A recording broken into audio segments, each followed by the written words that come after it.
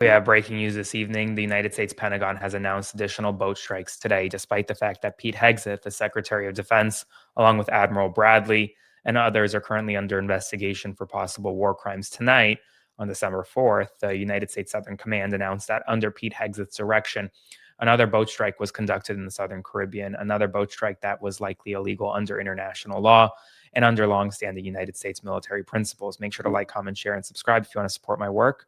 Subscribe to my Substack by clicking the link below. Let's break it down. This evening, United States Southern Command announced on Twitter that there was another boat strike in the Caribbean area on December 4th at the direction of Secretary of War Pete Hegseth. Joint Task Force Southern Spear conducted a lethal kinetic strike on a vessel in international waters operated by a designated terrorist organization. Intelligence confirmed that the vessel was carrying illicit narcotics and transiting along a known narco trafficking route in the Eastern Pacific. 4 male narco terrorists aboard the vessel were killed. So this was actually done in the Eastern Pacific, not in the Southern Caribbean. So this was yet another strike conducted by the United States military. Let's watch the strike together.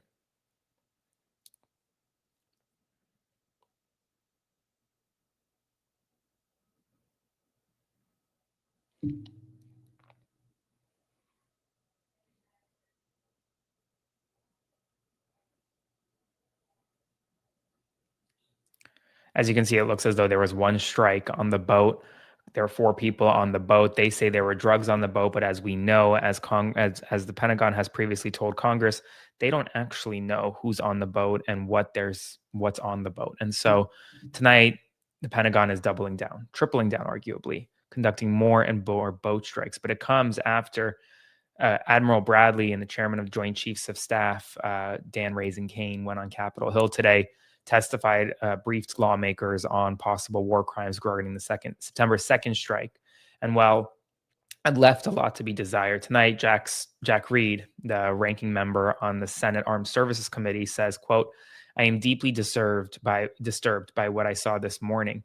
The Department of Defense has no choice but to release the complete unedited footage of the September 2nd strike, as the president has agreed to do.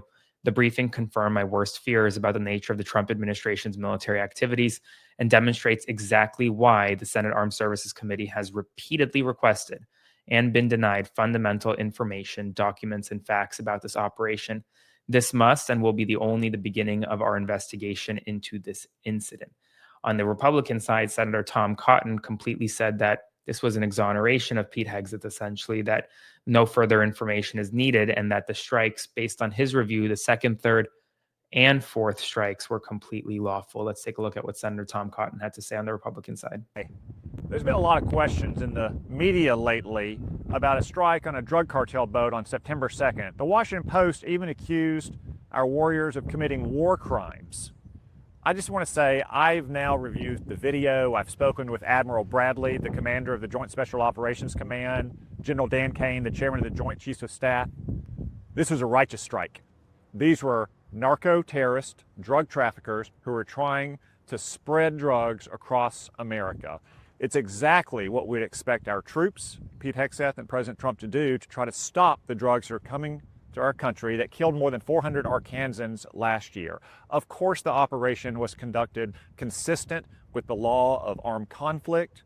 We should be proud of our troops, and we should encourage them to continue taking out these drug boats before they can spread their drugs all across our country. I hope that helps. But on the House of Representatives side of things, well, the ranking member of the Intelligence Committee, Jim Himes, had a very different tune of what was happening this evening. So part of the briefing included video of the strike that has not been shown in public yet. What was your reaction to that video?